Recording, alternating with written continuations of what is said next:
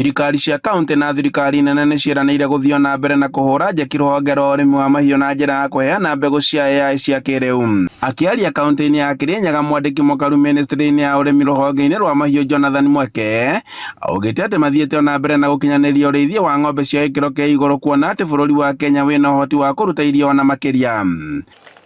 Hiyo mbegu ya artificial insemination inahakikisha ng'ombe yako itazaa ng'ombe ingine ya kike with a chance of 95%.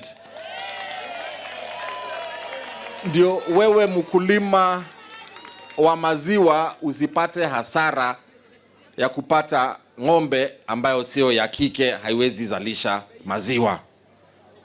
Hiyo ni teknoloji mpya, ilikuwa bei juu zaidi. Mweke akĩranĩra atĩ wona gĩkĩro kĩa iria gĩathiĩ na mbere na kuongerereka, arĩmi marĩkoragwo makĩamũkĩra ciringi itanyihĩire 60 harĩ o lita ya iria. Itahakikisha mkitoa maziwa ya quality ya hali ya juu, mtapata pesa mingi zaidi per lita. Kama sahii mnapata 45, mkizalisha maziwa iko na butterfat mingi, iko na protein mingi, alafu mmefanya usafi, bakteria iko kidogo. Cooperatives from the end of this year will start paying you even 60 shillings a liter for your milk because of the quality. Gavana wa Kirinyaga nĩ Waigũrũ akiuga atĩ rĩrĩ nĩ ikinya rĩa kũhũra njeki ũrĩmi wa iria kaunti-inĩ ĩno, na kũrĩa macini cia kũhehia iria igũkorwo igĩtwarwo thothaitĩ-inĩ ngũrani. In agriculture, badala ya milk coolers peke yake, pia leo tuko na sako 20 ambazo tunapatia shilingi milioni 20.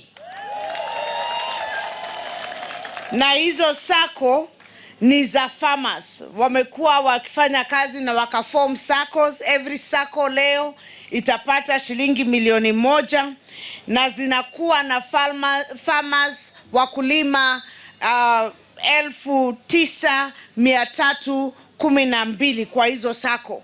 Augĩte atĩ he bata arĩmi kũingĩra thothaitĩ-inĩ na nĩguo makorwo makĩgunĩka na makĩria, gũkũ arĩmi arĩa magunĩkĩte makĩrĩha makinya maya. Handũ-inĩ ha Inooro TV kuma Kutus kaunti-inĩ ya Kirinyaga, njĩtagwo Boni Wathuku.